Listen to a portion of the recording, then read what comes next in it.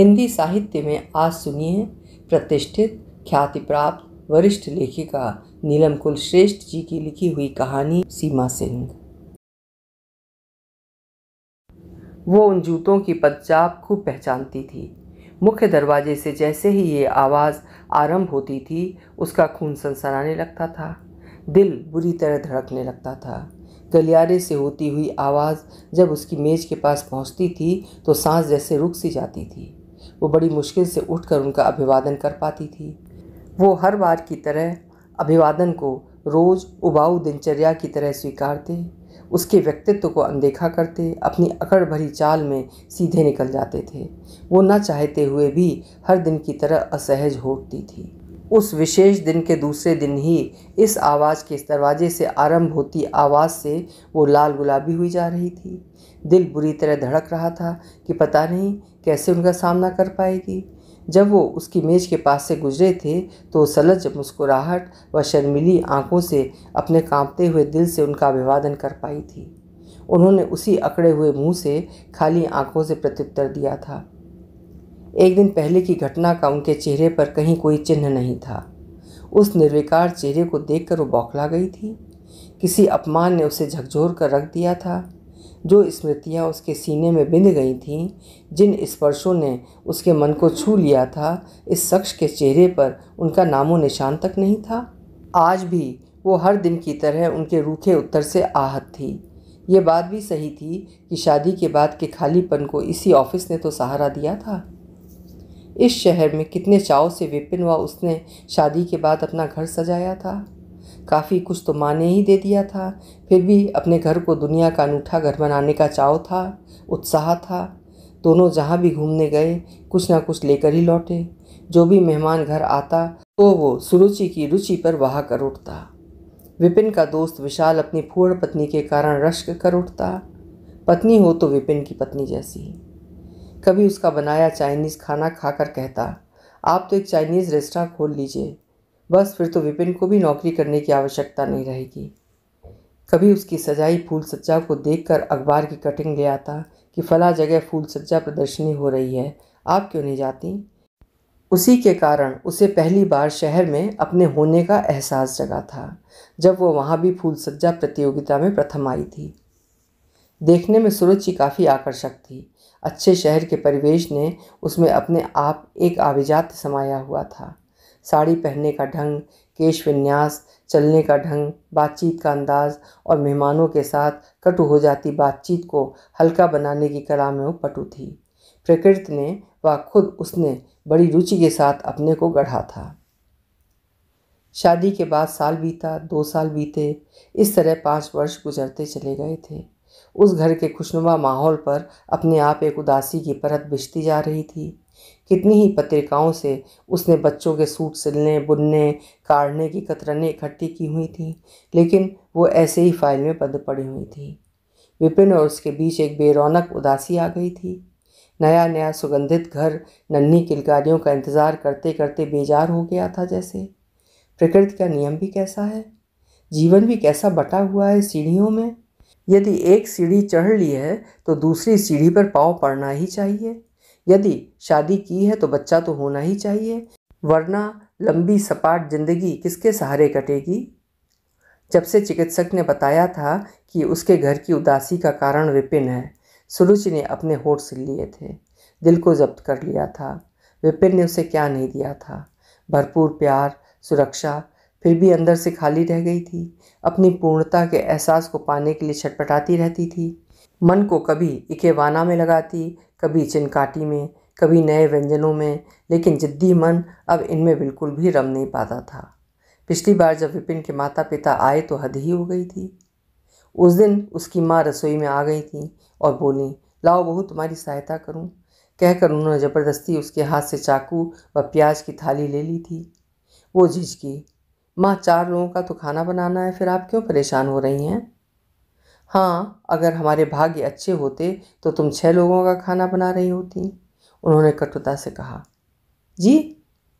वो पहले तो समझ नहीं पाई, लेकिन उनकी बात समझते ही उसने सिरपिटाकर मुंह घुमाकर जल्दी जल्दी दाल बीनना शुरू कर दिया। किसी दिन वो कहती, हमारे विपिन के तो भाग्य फूटे हैं, कभी कहती, जब मैं सोचती हूँ तो मेरा दम बैठने लगता है कि विपिन के बाद उसका नाम लेने वाला कौन होगा। जितने दिन उसकी सास रहीं, एक भी दिन सुरुचि को तंग करने से नहीं चूकी थी। वो अंदर ही अंदर आंसुओं को पीती रही। छोटे से घर में उनकी तेज चुभती हुई नज़रों से बच पाना भी मुश्किल था। उनके जाने के दिन ऑटो आ गया था। ससुर व विपिन ऑटो में बैठ चुके थे। वो सास के पैर छूने को झुकी तो उन्होंने उसे आग्नेय नेत्रों से देखा। बांझ औरत का जीवन भी कोई जीवन है? खैर, जैसे तैसे तुम्हें ज़िंदगी निकालनी ही होगी। वो उससे पैर छुआए बिना ऑटो में जा बैठी। वो अपने को रोक नहीं पाई।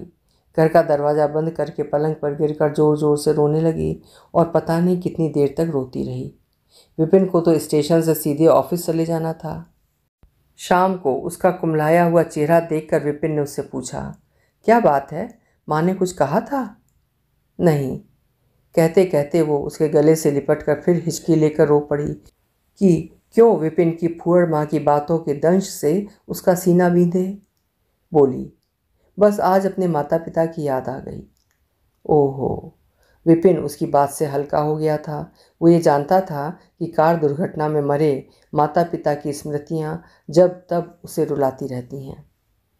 सुरुचि प्रकृति से समझौता करना चाहती थी कि अपने अधूरेपन के साथ ही उसे जीना होगा, फिर भी ये संभव नहीं हो रहा था। कभी कभी सोचती थी, उसने ज़िंदगी में कभी किसी का बुरा नहीं किया, फिर उसे ये सज़ा क्यों मिली है। विशाल की पत्नी, जो उसकी सुघड़ता सौंदर्य से हमेशा दबी दबी रहती थी, अब अपने दोनों नन्हे मुन्नों के साथ कुछ ऐसी अकड़ के साथ उससे बात करती थी कि औरत की परिभाषा सिर्फ माँ होना ही है। उससे अलग उसकी ना तो कोई पहचान है, ना कोई कीमत। हाँ, विशाल अभी भी अपनी पसंद छिपाने का प्रयास नहीं करता था। उसका उखड़ा मन घर के किसी भी काम में नहीं लगता था। सारा दिन पल पल खिसकता सा लगता। एक दिन उसने ऊब कर विपिन से कहा कि वो कोई नौकरी करना चाहती है। विपिन तो पहले ही अपराध बोध से दबा था।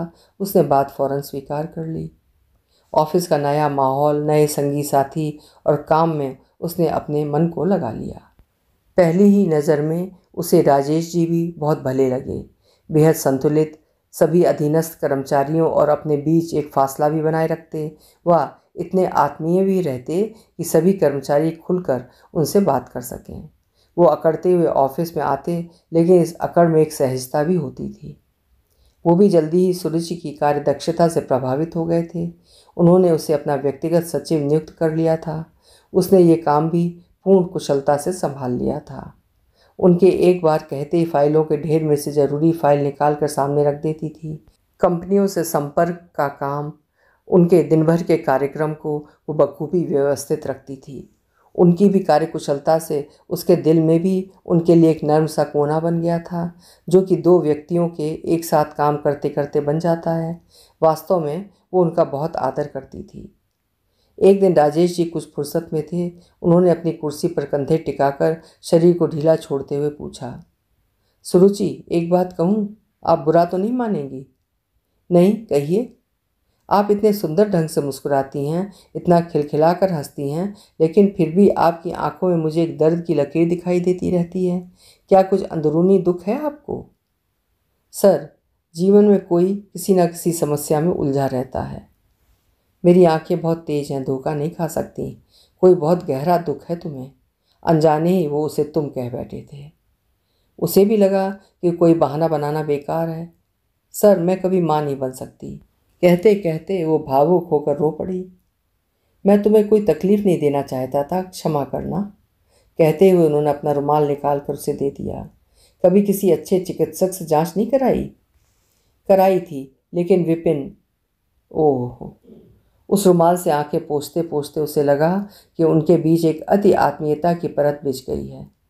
उन्होंने बात बदलते हुए कहा, अच्छा, ये पालीवाल एंड सन्स की फाइल है। आज ही हमें इसके बारे में निर्णय लेकर भेजना है। जल्दी से आप ड्राफ्ट तैयार करिए। वो भी जान छुड़ा कर भागी थी। उसे भी अपने बॉस के सामने ही कमज़ोर पड़कर अपना रोना बिल्कुल भी अच्छा नहीं लगा था। वैसे भी उसने पूरे ऑफिस में अपने इस दुखते कोने में किसी को भी झांकने की इजाज़त नहीं दी थी। पता नहीं राजेश जी उस तक कैसे पहुंच गए थे। उसे लगने लगा था कि उस घटना के बाद वो उसका एक आत्मीय जन की तरह बहुत ध्यान रखने लगे हैं। पहले तो झुंझला कर उसे डांट भी देते थे, लेकिन अब उसकी किसी गलती पर अपना गुस्सा जब्त करके उसे धीमे स्वर में समझा देते थे। हमेशा उसे विश्वास दिलाने की कोशिश करते कि वो बहुत बुद्धिमान व होशियार है।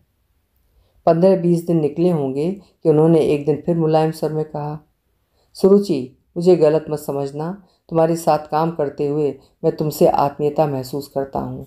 तुम्हें तुम्हारे एक बड़े दोस्त की तरह सलाह देना चाहता हूँ। जी कहिए। देखो, बुरा मत मानना, इतने वर्षों में तुम समझ ही गई होगी कि मैं कोई हल्के किस्म का पुरुष नहीं हूँ। जी, आप जो कहना चाहते हैं निसंकोच कहिए। मुझसे तुम्हारी उदासी देखी नहीं जाती। मैं जीवन की संपूर्णता में विश्वास करता हूँ। जीवन का कोई भी कोना खाली हो, उसे पूरा करने के लिए हमें अपनी पूरी शक्ति लगा देनी चाहिए। तुम हंसती हो तो भी उसमें तुम्हारे अंदर का खोखलापन दिखाई देता है। मैं चाहता हूँ तुम भी एक खुली खुली संपूर्ण हंसी हंसो। सर, चाहती तो मैं भी हूँ, किंतु ये बात मेरे बस में नहीं है। घुमा फिराकर विपिन के विचार जान चुकी हूँ। किसी बच्चे को गोद लेने को तैयार नहीं है। उन्होंने उसकी आंखों में सीधे देखते हुए कहा, यदि तुम चाहो तो अपने देवर, नंदोई या पति के किसी मित्र द्वारा संतान प्राप्त कर सकती हो। हमारे शास्त्रों में भी ऐसी स्त्री अपराधिनी नहीं मानी जाती। जी। वो उनकी इतनी स्पष्ट बात सुनकर अचकचा कर उठ गई। वह सिर पिटाते हुए फाइल उठाकर चल दी। अपनी कुर्सी पर बैठने के बहुत देर बाद तक उसका दिल जोर जोर से धड़कता रहा। उस धीर गंभीर पुरुष ने अचानक इतनी स्पष्ट बात कैसे कह दी? फाइल खोली तो उसकी उंगलियां कांपने लगीं।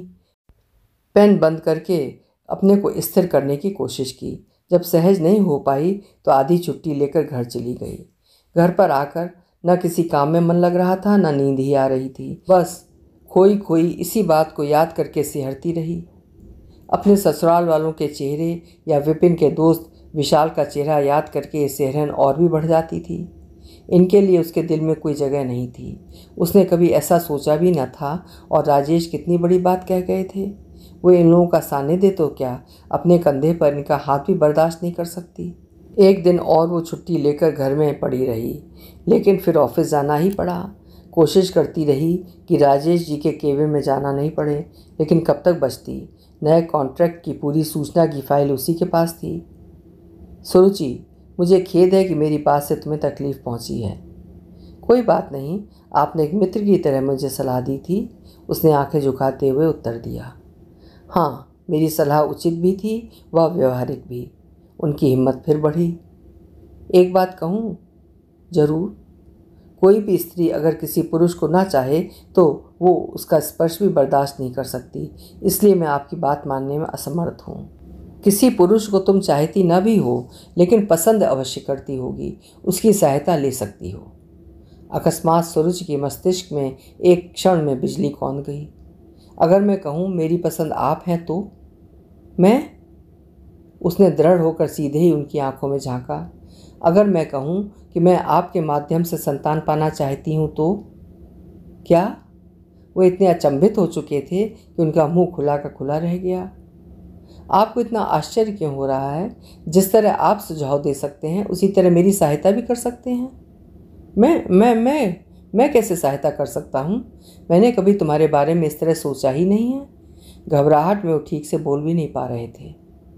मैंने भी कभी इस तरह नहीं सोचा था, लेकिन आपके सुझाव के बारे में खूब सोचा है। मैं आपको पसंद करती हूँ। विपिन का अधिकार मैं सिर्फ आपको ही दे सकती हूँ, वरना जीवन भर ऐसे ही मातृत्व के लिए छटपटाते हुए निकाल दूंगी। पागल मत बनो, मेरे लिए संभव नहीं हो सकेगा। किसी दूसरे के लिए सुझाव देने वाले राजेश जी का चेहरा स्वयं आरक्त हो गया था। अच्छा तो राजेश साहब, मैं चलती हूँ। मैंने अक्सर ऑफिस में देखा है कि जो लोग आपसे डोनेशन या कोई और सहायता मांगने आते हैं तो वे कभी खाली हाथ नहीं जाते। आप बहुत बड़े दानदाता हैं। देखती हूँ मेरी झोली आप भरते हैं या नहीं। जिस सहायक की कार्य क्षमता व व्यक्तित्व से प्रभावित होकर राजेश जी ने सुझाव दिया था, वो स्वयं उसी सुझाव की गिरफ्त में फंस चुके थे।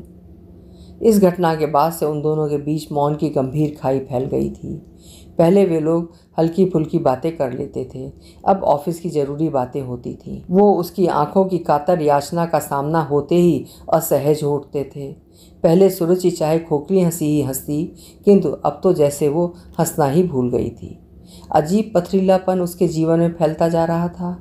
विपिन जानबूझकर नहीं पूछता था कि कहीं वो सूरज की दुखती रग को न छेड़ दे।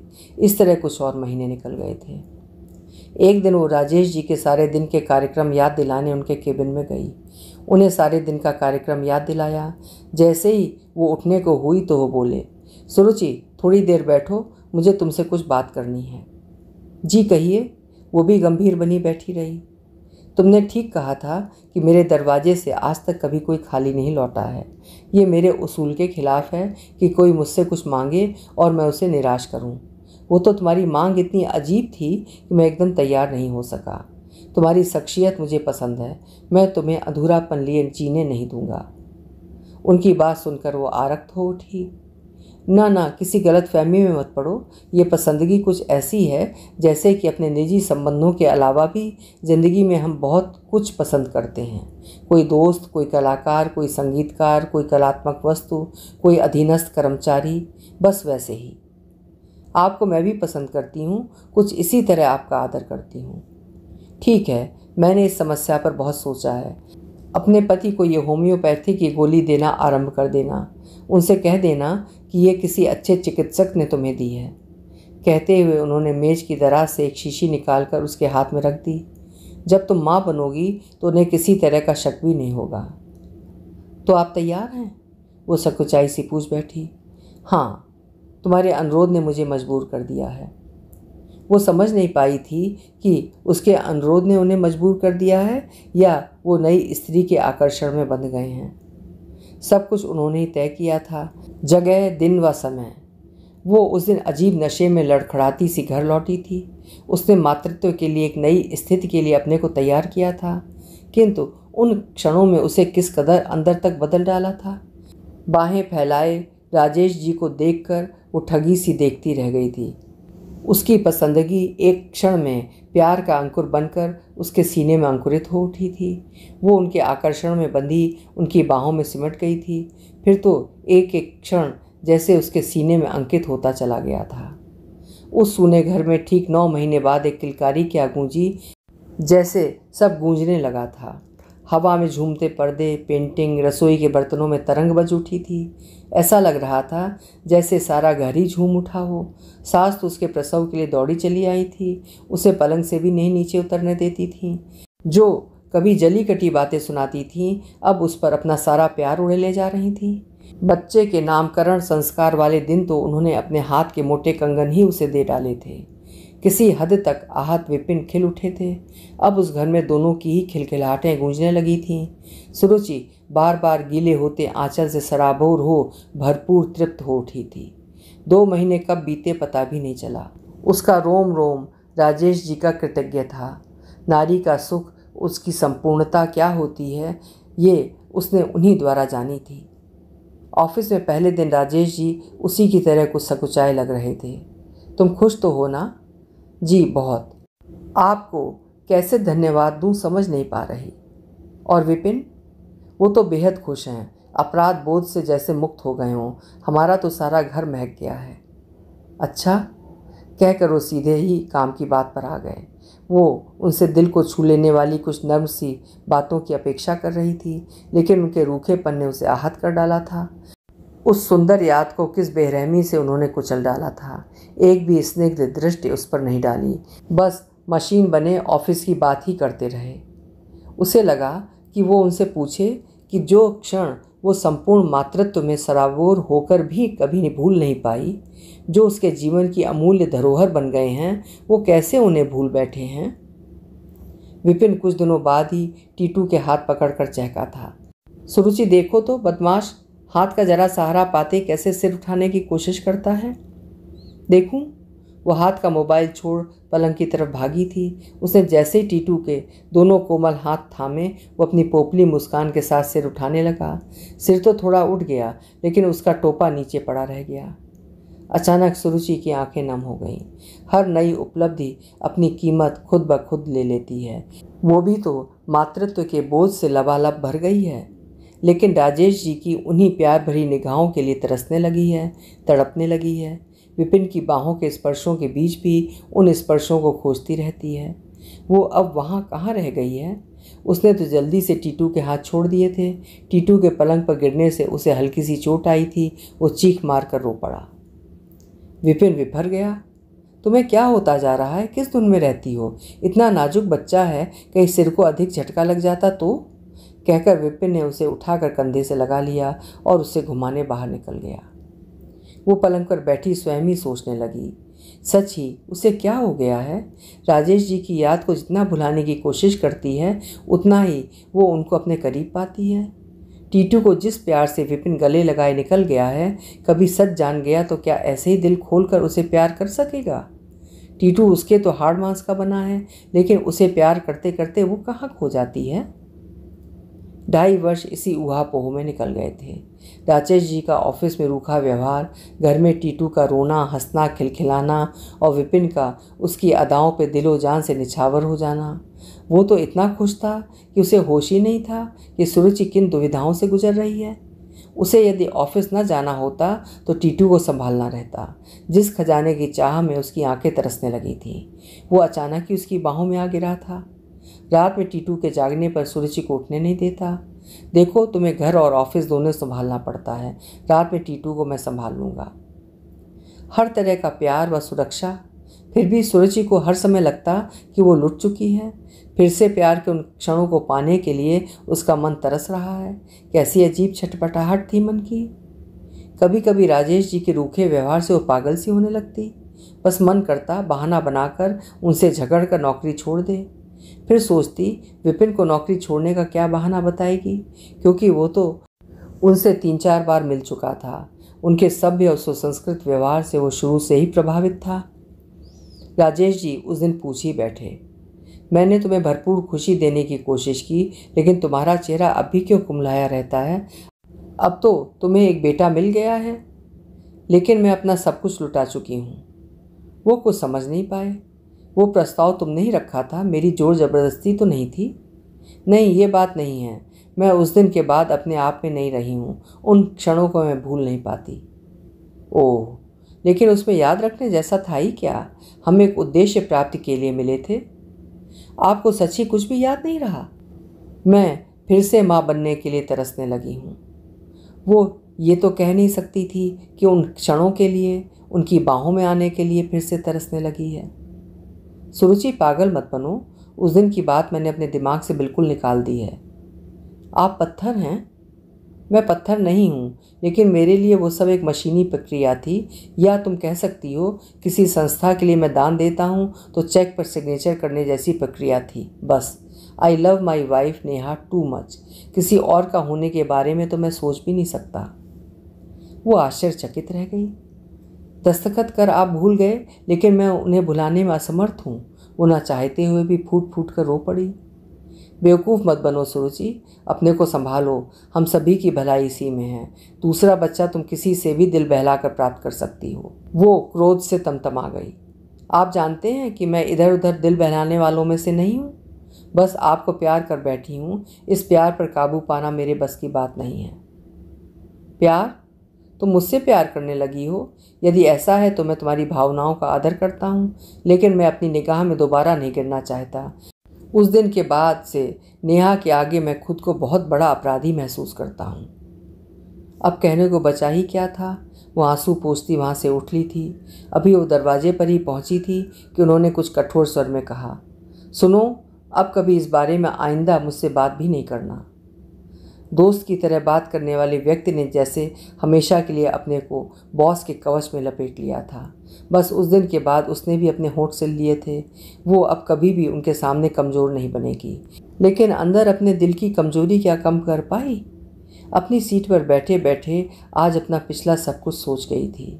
अभी थोड़ी देर में राजेश साहब का बुलावा आएगा। वो भी यंत्र चालित मशीन बनने का प्रयास करेगी। उसकी नियति भी कितनी अजीब है। अपना आंचल, अपनी झोली भरने के लिए अपना सब कुछ दांव पर लगा दिया। क्या सच ही वो एक अधूरा जीवन जीने के लिए अभिशप्त है? हाँ, सच ही उसे इसी अधूरेपन के साथ जीना पड़ेगा। इस ऑफिस में रही तो कैसे अपने आकर्षण को रोक पाएगी? वो लंच में गंभीरता से अखबार में वांटेड कॉलम देखने लगती है। अब इतने बरस का अनुभव है तो कहीं ना कहीं उसको दूसरी नौकरी मिल ही जाएगी। अभी आप सुन रहे थे वरिष्ठ लेखिका नीलम कुलश्रेष्ठ जी की लिखी हुई कहानी अधूरी औरत। सब कुछ मिल जाने के बाद भी अपने अंतर के अधूरेपन के प्रयास को भरती हुई एक युवती की कहानी आपको कैसी लगी कमेंट सेक्शन में अपने विचार ज़रूर लिखिएगा। कहानी पसंद आई है तो लाइक और हाइप भी करिएगा, और अगर अभी तक चैनल सब्सक्राइब ना किया हो तो आपसे अनुरोध है कि चैनल भी सब्सक्राइब कर लीजिएगा। कल फिर मिलेंगे। आपका समय शुभ हो।